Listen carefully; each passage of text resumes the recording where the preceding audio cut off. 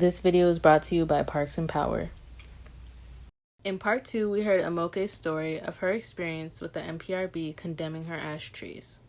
In this video, we'll hear from Ralph Sievert with the NPRB's perspective on their approach to the EAB issue. Public ones are pretty much all gone. They've all been replaced. Street trees and park trees. The condemnation of trees on private property is partly to let folks know that they've got an ash tree that's going to die. First, the tree is marked. So like an ash tree is marked with a green ring of paint around the trunk, so that indicates that it's got emerald ash borer. And then there's a door hanger that's placed at the house. Letters are sent to the property owner that explains the tree's been condemned and what the options are in terms of removal. The letter does not address treatment at all. The letter only addresses the options for removal. Sometimes we don't hear anything from folks, so then the next step is there's we call it an on-tree condemnation notice. So there's a notice that's actually put on the tree, hopefully making it more obvious that there's something going on with the tree besides the green ring of paint around it. Removing a tree is a lot of times sort of not something people are very familiar with doing. So a lot of times people just tell us, yeah, go ahead and do it, use your contractor, and then we let them know what the prices will be before the tree's removed. We're changing it this year so that all the trees end up getting a special bid. Are you aware that the Minnesota Shade Tree Advisory Committee recommend treatment as opposed to removal because removal was proved to be a failed strategy more than a decade ago? Oh, yeah. Mm-hmm. If it was the best practice to treat trees, why did the park board not use that practice? Well, even that's a little bit debatable. You can treat a tree, but you have to keep treating it in order to keep it alive when emerald ash borer is there. Right. So every couple of years it would have to be treated. Rather than invest in the treatment ongoing year after year, the decision was made through this 8-year ash canopy replacement plan to instead remove and replace. Then we would have finished pretty much the conversion of ash trees to other types of trees. But it all came down to, a lot of it came down to the politics at the time, where both the park board and the city both looked, in terms of elected officials, both looked at pesticide treatments as not being an environmentally wise way to proceed, because there was a lot of concern about its effect on pollinators. Because ash trees are wind pollinated, which means that the insects don't actually transmit the pollen, but there's always the chance that a pollinator could be affected by the pollen of an ash tree. I'm wondering why you didn't take into account this tree advisory, who was specifically, more informed about trees. Oh, it's purely the politics of it. The resolution that was put in place had a political basis to it. It wasn't based on science. Minneapolis City Ordinance PB 10-23 states that after finding conditions that indicate an emerald ash borer infestation, samples have to be taken, and no action to remove infested trees or wood shall be taken until positive diagnosis of the disease has been made. The park board must then notify the resident of the positive diagnosis. Can you explain your tree sampling and notice procedures? The tree sampling pretty much evolved into our working closely with the Department of Ag on knowing what to look for. And we would have little trainings with the folks from the Department of Agriculture that are closely involved with emerald ash borer. It became real obvious what it was to look for. It's correct, we don't actually take a sample and send it every time because it would just be very cost prohibitive, and also it's very evident what it is that shows the signs. So when we notify... Every time, you don't do it every time. How many times do you do it? Oh, we don't do it for ash trees. We do it for oak wilt. So there's a city ordinance that's in effect that says this is what should be done. So are you saying that you didn't follow the ordinance? We don't, only because it's not necessary to do that. Just the obvious characteristics of emerald ash borer make it not necessary to do a sample every time.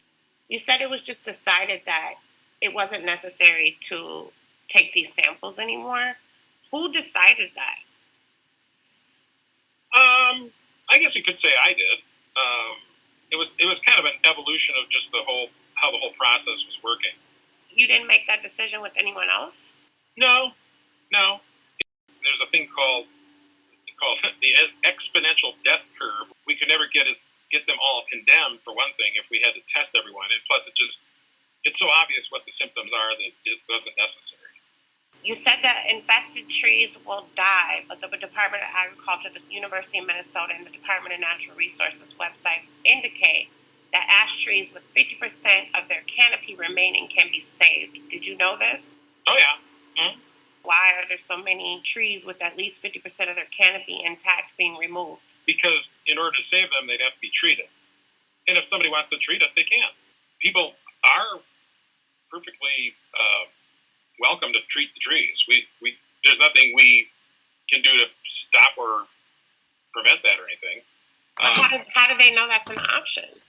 Well, I mean, you'd have to do a little research about having an ash tree, doing some investigation about the tree in their yard. A lot of this is hitting elders and people accessibility issues with technology. Not everyone is able to access this information. So not everyone speaks the same language. From all the smart Black women that I know who have been impacted by this, they were unaware of their options. You all went into a community mostly low income, people of color, and you wanted to put that responsibility on them to find out that there was a less expensive option? Well, it's debatable on whether you would consider that to be the less expensive option, because it is something you'd be having to do every 2 years. Like $200 to $300 every 2 years.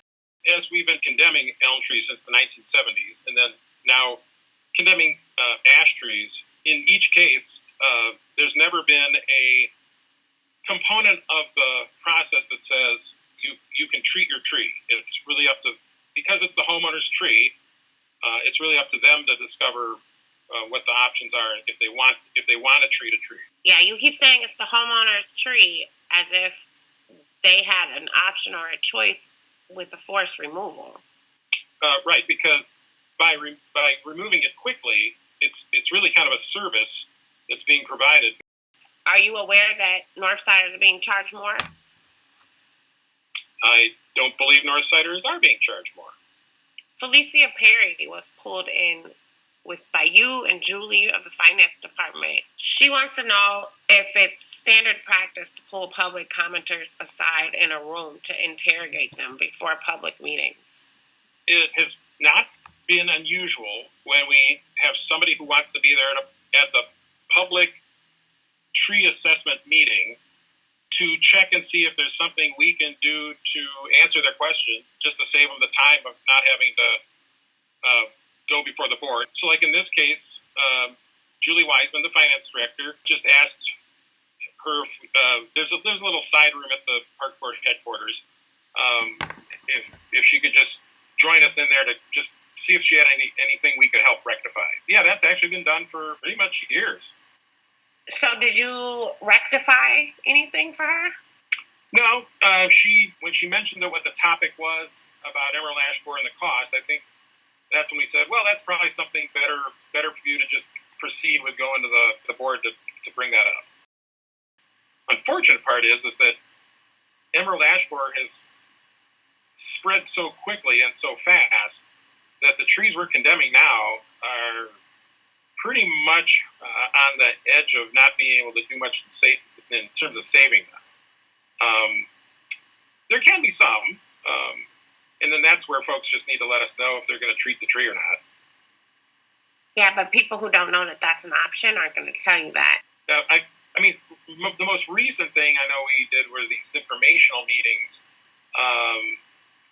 and I know the park board even paid for some radio and newspaper advertisement just to make sure people knew about those informational meetings. Yeah, and I would say if we get one of those letters and it reaches, and you don't look at it right away, if you just give our customer service folks a call, they'll make sure that that's noted. And, we're very accommodating when it comes to delaying or postponing deadlines. I will take that into account as we move forward and try to figure out how to help people. We'll definitely be counting on the forestry department and the park board to make better decisions for people moving forward.